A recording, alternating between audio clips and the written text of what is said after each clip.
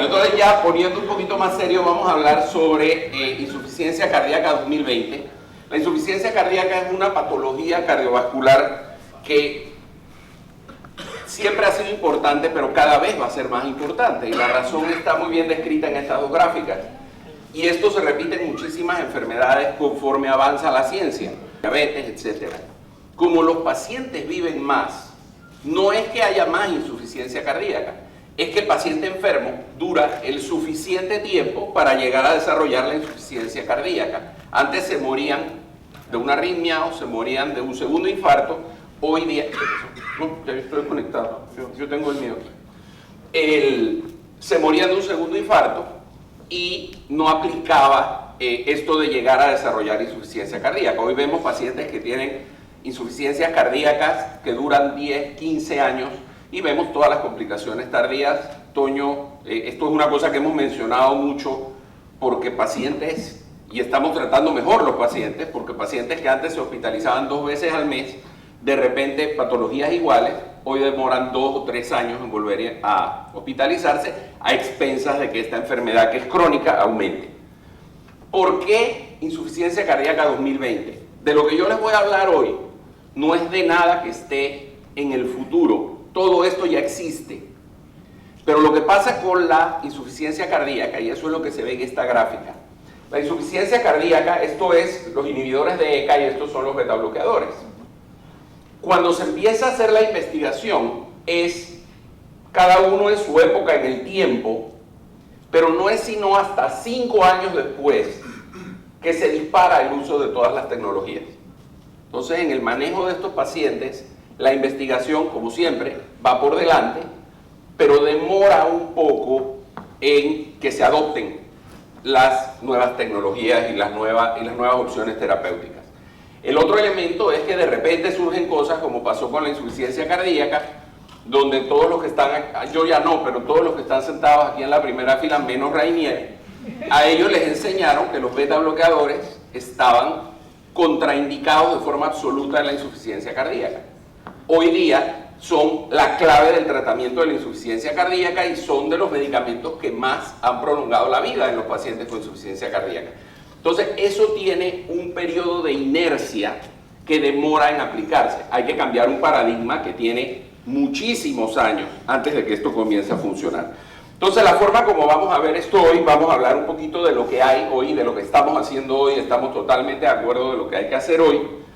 Y después vamos a hablar un poquito de eso que yo le llamo futuro, un futuro corto, un futuro a 4 años, y que ya tenemos alguna experiencia, pero que vamos a tener que ir desarrollando más experiencia, y los médicos de atención primaria van a empezar a encontrar pacientes con estos manejos y tienen que estar enterados en qué consisten. Entonces, con respecto al diagnóstico, seguimos el cuadro blanco, el primer cuadro, el cuadro amarillo grande, es lo de siempre: clínica, historia clínica, examen físico, evaluación general del paciente y la manera como nosotros evaluamos un electrocardiograma para saber si tuvo un infarto, una radiografía de tórax para ver si tiene cardiomegalia. Eso es lo de siempre. Pero después hay un elemento que yo resalto aquí que tenemos que comenzar a considerarlo como clave en el diagnóstico y el manejo del paciente con sospecha de insuficiencia cardíaca, que son los marcadores. Estos marcadores son péptidos que se producen en la aurícula y que producen natriuresis y aumentan la diuresis por sí mismos. Y lo que se ha visto es que cuando hay distensión del músculo, llámese ventrículo, llámese aurícula, estas sustancias se liberan al torrente sanguíneo. Entonces, básicamente usamos dos: el péptido natriurético tipo B, que es el BNP, o el ProBNP, que es un fragmento de la molécula de BNP que podemos medirla y que cuando esto sale alto nos indica que el paciente tiene mayor hay valores que si se alcanzan el paciente tiene insuficiencia cardíaca, pero ya se han identificado valores intermedios. Si el paciente tiene un BNP en 35, por arriba de 35, el paciente tiene la duda de si es pulmonar o es cardíaco, le hacemos un BNP, si sale alto el BNP lo más seguro es que sea cardíaco, si sale bajo el BNP lo más seguro es que no sea cardíaco. Entonces hay que decidir si llaman al doctor Pichero, si llaman al doctor Restrepo o al doctor Marco López. Y así tiene, o al doctor Vázquez, para que nadie se sienta, o sea, para que nadie lo tome a mal. ¿Ok? Y si se me olvida alguien, pido disculpas. Con respecto al manejo de los pacientes, esto es lo que hacemos hoy. Este es el consenso general aceptado.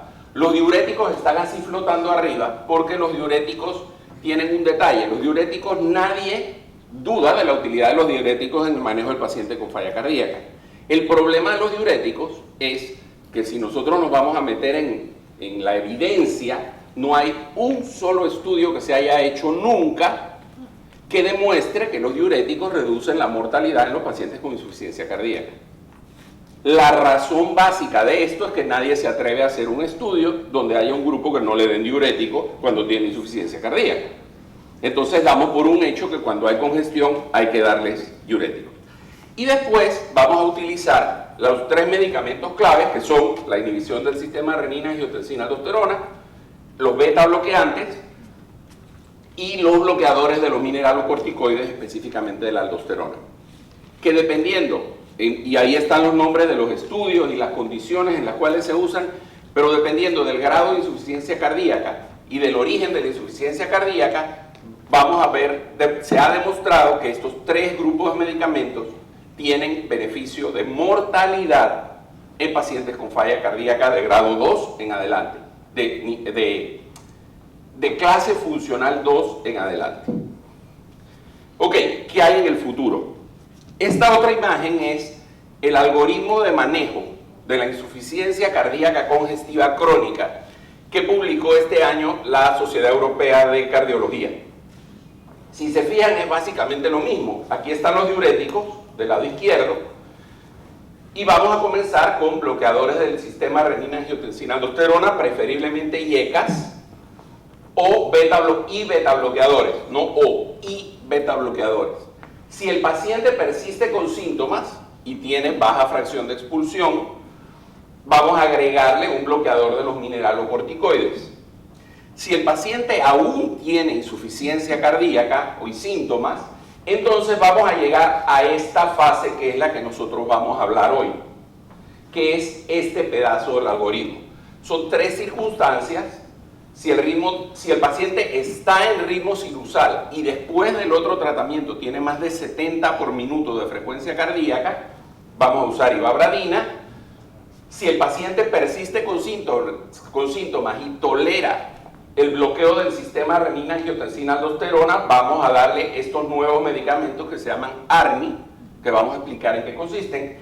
Y si tiene ritmo sinusal, pero tiene un QRS mayor de 130, vamos a ponerle un dispositivo de resincronización cardíaca. Y esas son las 3 cosas que vamos a hablar en cuanto al manejo. Comenzamos con la ivabradina. ¿Qué hace la ivabradina? La ivabradina bloquea un canal que se llama canal IF, que queda específicamente en el nodo sinusal.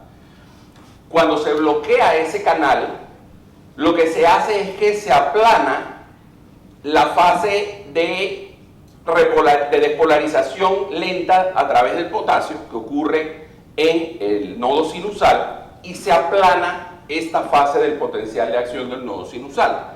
Al aplanarse esto, el periodo que hay entre un latido y el siguiente se prolonga y eso hace que la frecuencia cardíaca baje. Lo interesante de este producto y de este medicamento es que no afecta la contractilidad. Entonces, un paciente que tiene muy mala fracción de eyección se le puede dar ivabradina y no empeora. Su problema es que muchos pacientes que tienen muy mala función ventricular tienen fibrilación auricular y dar un medicamento que funciona en el nodo sinusal no sirve absolutamente de nada. Entonces, específicamente en esos pacientes. Hay un estudio que se llama el estudio SHIFT, donde a pacientes en fase 3, en clase funcional 3, les dieron este medicamento comparativamente contra placebo y hubo una reducción significativa con una P buena de mortalidad en esto, mortalidad y hospitalizaciones. Entonces los pacientes mejoran dándoles la ivabradina, que es un medicamento que todavía no se usa de forma regular, sino que muchas veces, por ejemplo, hoy día, basado en evidencia, no habría razón para darle digital a ningún paciente con insuficiencia cardíaca que tenga ritmo sinusal. La digital solamente se usa cuando ya le dimos todo y el paciente sigue mal, uno le puede empezar a dar cosas ahí para probar, a ver si algo funciona, porque no hay, o sea, la digital es un medicamento de estos como medio nostálgico. Tiene más de 200 años y como que nos da mucho dolor decir no lo usamos más. Pero sí sirve para bajar la frecuencia cardíaca cuando se tiene fibrilación auricular. Entonces ahí sí tendría un espacio. Y también en el mismo estudio, cuando se subdividen, como en todo en medicina, los pacientes que tienen mayor severidad de la insuficiencia cardíaca se benefician más de la utilización de la ivabradina comparado con el placebo. Y eso es algo que se repite en medicina una y otra y otra y otra vez. Cuanto más enfermo está el paciente, más se beneficia de los tratamientos. El siguiente paso son los ARNIs. Los ARNIs todavía no los tenemos disponibles aquí. La historia del ARNI, porque solo hay uno, la historia del ARNI es bien interesante. Era un medicamento que estaba en un estudio fase 3, todavía faltaba mucho tiempo para el desarrollo de este medicamento, para el desarrollo final y el proceso de comercialización. Cuando empiezan a hacer los cortes del estudio, encuentran que la reducción de mortalidad es tan grande que las autoridades regulatorias europeas y americanas le dicen a quienes corren el estudio, le dicen, ¿saben qué? Paren todo lo demás y aceleren este medicamento. Vamos a ver por qué. Manejar al paciente hoy día con lo que usamos, esto es lo que impacta en reducción de mortalidad cada uno de estos medicamentos. El inhibidor de ECA más o menos 10%, el bloqueador de receptor de angiotensina más o menos 10%, el inhibidor de ECA más o menos 15%. El beta bloqueador más o menos 30%, y estaba contraindicado, si se acuerdan, que lo decíamos hace un momento, y los bloqueadores de mineralocorticoides también más o menos 25%. Esto es lo que esto representa. Ahora, ¿qué pasa cuando inhibimos el sistema renina-angiotensina-aldosterona? Hay dos maneras de inhibirlo en la clínica. Uno es, y este es el sistema clásico, angiotensina 1 pasa a angiotensina 2 y hace un efecto sobre los receptores. La ECA activa convierte a la angiotensina 1 en angiotensina 2. Cuando nosotros usamos un bloqueador de ECA, un inhibidor de la ECA, deja de funcionar la ECA y reduce la angiotensina 2, pero al mismo tiempo incrementa el efecto de las bradiquininas. Las bradiquininas tienen una serie de efectos positivos en el corazón, que ahora vamos a mencionarlos, pero también son las responsables de que los pacientes que toman inhibidores de ECA tengan tos. Entonces la bradiquinina es el que produce la tos del inhibidor de ECA. Entonces, como la tos era un problema, el siguiente paso es, ok, ¿qué hacemos? Vamos a bloquear de forma directa el receptor de angiotensina. Se bloquea el receptor de angiotensina, ya no tenemos tos y dejamos de tener el efecto clásico de la angiotensina 2, vasoconstricción, efecto profibrótico, etcétera, etcétera. Remodelación, que son las cosas que pasan. Sin embargo, cuando se analizan los datos, hay una serie de estudios que se han hecho. Aceptamos o hemos dado por bueno el concepto de que el inhibidor de ECA y el ARA2 son similares para efecto de la insuficiencia cardíaca. Eso se ha aceptado más o menos y muchas veces inclusive comenzamos al paciente desde el primer momento pensando en evitar el efecto secundario de la tos con un ARA2. ¿Qué es lo que pasa? Si nosotros comparamos los estudios de IECA contra placebo y de ARA2 contra placebo, si bien no había mucha comparación entre ellos, lo que sí vemos es que las reducciones de mortalidad que obtenemos con los IECAs son mayores que los que obtenemos con ARA2. Los dos nos dan beneficios, especialmente cuando el paciente no lo tolera el IECA, pero hay algo más de beneficio con el placebo. Y lo interesante de esto es que es algo que se mantiene de un estudio al otro. Hay una consistencia en el hallazgo. La diferencia entre el IECA y el ARA2 es que uno potencia las bradiquininas y el otro no potencia las bradiquininas. Cuando se comparan uno contra el otro hay dos estudios. El estudio ELITE, que no mostró una diferencia significativa, pero sí mostró una tendencia. y el estudio Optimal post-infarto, que también mostró una tendencia sin llegar necesariamente a una P significativa. Sin embargo, cuando uno ya tiene dos estudios que muestran una tendencia similar, ya la cosa comienza a sonar un poco distinto, pero no hay opciones. Entonces seguimos utilizando, cuando el paciente no tolera, nos vamos al ARA2. Entonces, ¿qué pasa con los péptidos estos de los cuales está la bradiquinina, pero hay otros? Péptidos natriuréticos, adrenomodulina y la angiotensina 1,7. Esto disminuye el sistema renina-angiotensina-aldosterona y al mismo tiempo regula otros sistemas neuromorales y ofrece beneficios directos sobre corazón, vasos sanguíneos, riñón y sistema nervioso. Cuando tenemos insuficiencia cardíaca, todo eso se bloquea. Entonces, esos efectos positivos de las bradiquininas los perdemos. Estos péptidos disminuyen la activación neuromoral, disminuyen la fibrosis, disminuyen la hipertrofia, disminuyen el tono vascular y disminuyen la retención de sodio. Pero hay unas peptidasas que lo que hacen es inhibir el efecto y convertir estos en metabolitos inactivos. Esa peptidasa, la más importante, se llama neprilicina. Entonces, ¿qué es lo que se desarrolla? Se desarrolla una sustancia que contiene, que todavía se llamaba LSZ969 cuando se estaba haciendo el estudio, les da una idea de lo primitivo que está, de lo rupestre que estaba el asunto, como me decía alguien ayer hablando de la marcha, que se llama sacubitrilo valsartán. Y esto es una molécula donde se tiene un inhibidor, un bloqueador del sistema renina-angiotensina-aldosterona, como es un bloqueador del receptor, y se le pone otra sustancia en la misma molécula y se inhibe la niprilicina al mismo tiempo. Entonces esto lo que nos va a permitir es los beneficios de inhibir las vasopeptidasas para seguir teniendo el efecto de la bradiquinina, y por el otro lado el beneficio del bloqueo del sistema renina-angiotensina-aldosterona por efecto sobre el receptor. Entonces, ¿cuál era el estudio que se estaba haciendo? Este estudio que se llamaba Paradigm.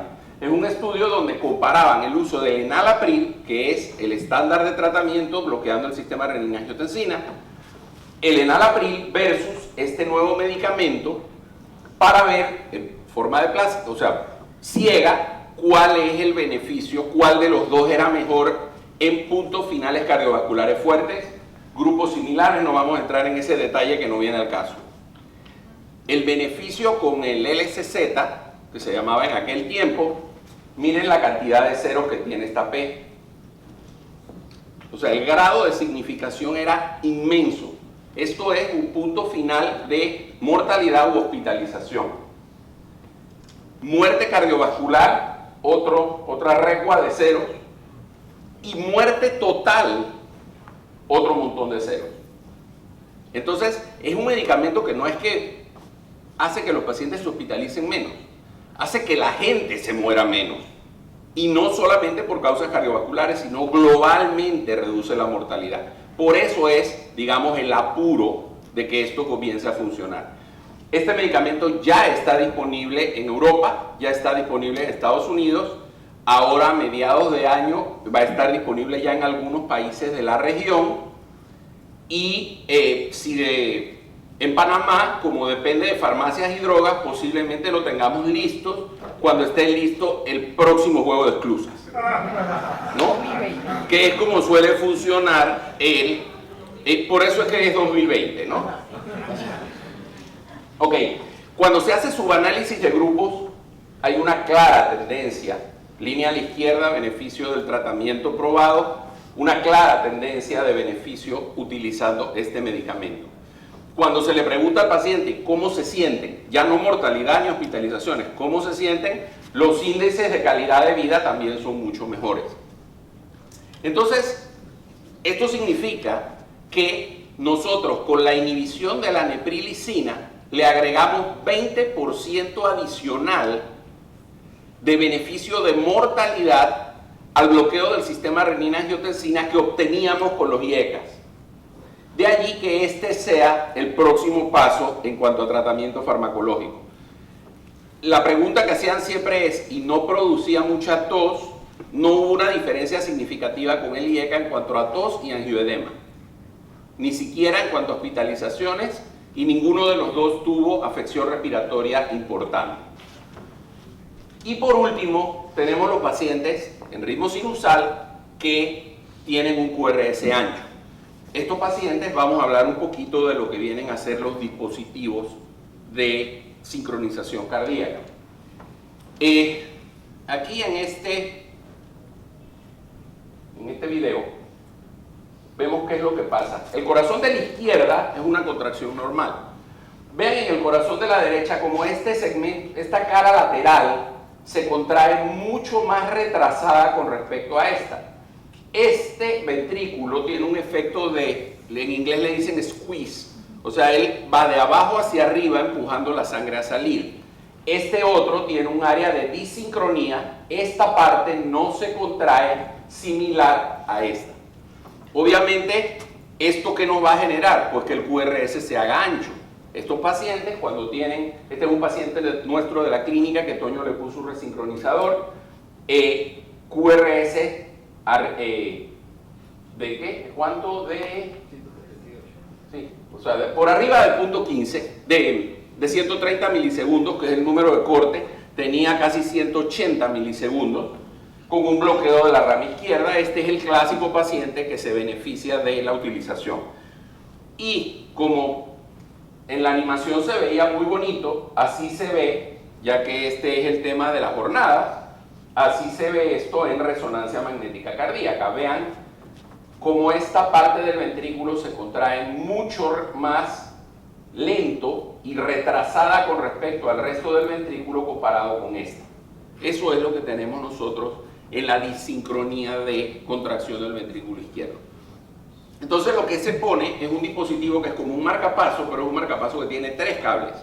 Un cable va en la aurícula, un cable va en la punta del ventrículo derecho, como se pone siempre en los marcapasos, y después hay un tercer cable que se introduce a través del seno coronario y que se lleva hasta la pared, por dentro de la vena, hasta llegar a la pared libre del ventrículo izquierdo, a esa cara lateral que no se mueve adecuadamente. Entonces, eso aquí tenemos los tres cables: atrial, ventrículo derecho y seno coronario. Y son los tres cables. Se programa el equipo de modo que, guiado por ecocardiograma, de que la contracción se haga más simétrica, y lo que uno obtiene es esto. Esto es antes de la resincronización y esto es después de la resincronización. Hay casos en los cuales pacientes que tienen fracciones de eyección por debajo de 30% llegan a recuperar la fracción de eyección hasta aproximadamente 40, 45, aún hay descritos pacientes que llegan hasta 50%. Ahora, esto no es solo la manía de poner aparatos. Cuando esto mide mortalidad, estos son tres estudios diferentes donde la utilización del resincronizador, que está en rojo, representó una reducción de la mortalidad significativa con respecto a la utilización de un desfibrilador solo. El desfibrilador se utiliza como los diuréticos, o sea, se utiliza en cualquier fase de la insuficiencia cardíaca siempre que el paciente tenga un antecedente o de taquicardias ventriculares sostenidas o de una muerte súbita reanimada. En ese paciente se pone un desfibrilador para prevenir muerte súbita. El resincronizador es otra cosa, pero se puede poner un dispositivo que tenga las dos funciones. El otro elemento importante es qué vamos a estar haciendo en monitorización. La monitorización, normalmente lo que buscamos es tratar de identificar los problemas antes. Tradicionalmente hemos medido en los pacientes el peso. Le decimos al paciente de insuficiencia cardíaca, usted pésese todos los días, usted va a ir, se va a pesar, y conforme cuando usted empieza a ganar peso, tenemos un dato que nos indica que usted está reteniendo líquido y que tenemos que hacer ajustes en los diuréticos. Ese es el manejo tradicional. Ahora, antes de ocurrir eso, que es cuando aumenta el peso, tenemos que la impedancia intratorácica cambia porque cuando hay el líquido es un buen conductor de la electricidad, entonces se pueden hacer mediciones de impedancia y definir si se está reteniendo o no se está reteniendo el líquido a nivel pulmonar, midiendo la impedancia. Y antes de eso, todavía, mucho antes, podemos llegar a tener aumentos de presión de llenado del ventrículo que no tenemos manera de detectar. Entonces, una de las formas que queda reservada para los pacientes que tienen dispositivos implantados es que el dispositivo tiene una capacidad para medir la impedancia torácica. Entonces, ese aparato se interroga, inclusive el paciente tiene un interrogador que se lo pone en la casa, le manda al médico los datos y el médico ve que si comienza a aumentar a disminuir la impedancia, porque cuando hay agua la impedancia disminuye, cuando comienza a disminuir la impedancia, uno se da cuenta que el paciente está reteniendo líquido y uno hace los ajustes antes de aparecer los síntomas. La otra forma es medir la presión pulmonar, pero medir la presión pulmonar implica poner un Swan gas o poner un catéter. Hasta que aparecen estos dispositivos. Este es un dispositivo que se llama CardioMEMS, que es aproximadamente que tendrá 4 o 5 centímetros de largo. Ahora vamos a ver cómo es. Y esto se implanta en la arteria pulmonar. Se deja en la arteria pulmonar. Eso tiene un sistema de transmisión, una pequeña batería, un sistema de transmisión, y esto va conectado con un sensor que se utiliza en la casa. Esto es un CardioMEMS, miren. A ver, aquí. Este es el dispositivo, un dispositivo pequeñito, tiene que en realidad estos son de fijación, esto es para que se fije, para que quede en la arteria. Se entra como cualquier procedimiento para poner un Swan gas, se sube hasta el corazón con un catéter de Swan gas y este dispositivo se libera en la pulmonar. Se quita el sistema de introducción y el aparato queda instalado dentro de la pulmonar. Y él está constantemente midiendo la presión pulmonar, la presión de llenado. Entonces el paciente va a la casa, se acuesta sobre una almohada que tiene un transmisor, aprieta un botón, el transmisor registra y manda por internet al médico la presión pulmonar que tiene ese paciente y el médico lo ve. Ese es casi tan viejo como Walter. Hay un estudio que se probó esto, pacientes en clase 3 que habían sido hospitalizados, 270 con el monitor y 280 sin el monitor, y le dieron seguimiento a 15 meses para ver quiénes se hospitalizaban y quiénes no, y los pacientes que tenían el sistema de monitorización se hospitalizaban menos, porque detectábamos antes las descompensaciones. Hay un estudio que está corriendo ahora, que es el estudio Champion, donde están haciendo lo mismo, medir hospitalizaciones y medir calidad de vida. Todavía estos equipos son muy caros, pero en la medida que esto se use más, van a empezar a bajar los precios, como pasa siempre en medicina. Y lo último es algo que podemos comenzar a hacer desde ya, que son las clínicas de insuficiencia cardíaca, y de esto ya en alguna ocasión Ceci y yo hemos conversado con miras a ver si lo implementamos en el hospital. Las clínicas de insuficiencia cardíaca, cuando se comparan en probabilidad de hospitalizarse entre grupos que tienen clínicas y grupos que no tienen clínicas, hay un beneficio de la clínica de insuficiencia cardíaca, e igual en mortalidad. O sea, manejar los pacientes con insuficiencia cardíaca a través de un sistema multidisciplinario ofrece una serie de beneficios. ¿Cómo es este sistema? ¿Qué necesitamos? La clave de esto es enfermería. Y no es una enfermera que hoy le toca rotar por la clínica de falla, es una enfermera entrenada en la clínica de falla. Después, un cardiólogo o los cardiólogos, preferiblemente personas que manejen regularmente pacientes. Y después todo un equipo de soporte para cuando el paciente se hospitaliza, cuando el paciente necesita rehabilitación, cuando hay que hacerle consejería dietética, cuando hay que hacer consejería psicológica, cuando el paciente ya llega a las fases terminales que hay que hacerle medicina paliativa. Tiene que haber internistas que capten tempranamente los pacientes, pero esto es un trabajo multidisciplinario. Necesitamos un hospital y se necesita una base de datos para llevar el control. Lo más interesante de esta diapositiva es que esto es lo que está haciendo la Clínica Bíblica en San José de Costa Rica. Esto no es una cosa de de nave espacial. Esto es lo mismo que mencionó Rainier, o sea, uno llega y es un hospital igualito que el que tenemos nosotros, muy parecido al que tenemos nosotros, donde esto se ha implementado siguiendo una serie de pasos, e inclusive ellos tienen los mecanismos para entrenar a la gente de la región, y lo que sería interesante es que la base de datos que se utiliza es una base de datos común, que permite al mismo tiempo ir sacando las estadísticas regionales y poder hablar con propiedad de qué pasa en nuestros países. Un ejemplo, este es un estudio de un centro de insuficiencia cardíaca manejado por enfermeras, puramente por enfermeras. Se hicieron pacientes con insuficiencia cardíaca uno a uno y se comparó ir a la clínica de falla o ser manejado por su cardiólogo como se maneja siempre, y en todos los elementos, clase funcional y los scores de cómo se siente el paciente, le fue mejor al paciente que estaba en la clínica. Pero lo más interesante es que los diámetros del ventrículo izquierdo y la fracción de eyección también fueron mejores en los pacientes que están en la clínica de insuficiencia cardíaca. Esto no es efecto placebo, esto no es un efecto psicológico de que se sienten mejor cuidados, esto es un resultado fuerte en los pacientes con falla. Entonces, en resumen, ¿qué tenemos que hacer?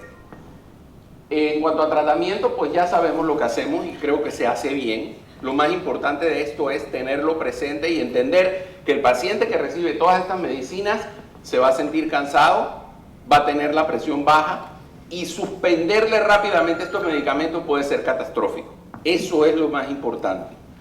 Y en el futuro cercano, de aquí a 4 años, debemos estar usando mucho más la ivabradina, los ARNIs, que espero yo que para el 2020 ya Farmacias y Drogas haya puesto el sello. Los dispositivos vamos a empezar a verlos cada vez más, y en monitorización vamos a tener que comenzar a acostumbrarnos a manejar pacientes con dispositivos de impedancia torácica y implantando sistemas de medición de presión. Y las clínicas de falla, pues desde ya se pudieran poner a funcionar. Ok, así que muchas gracias.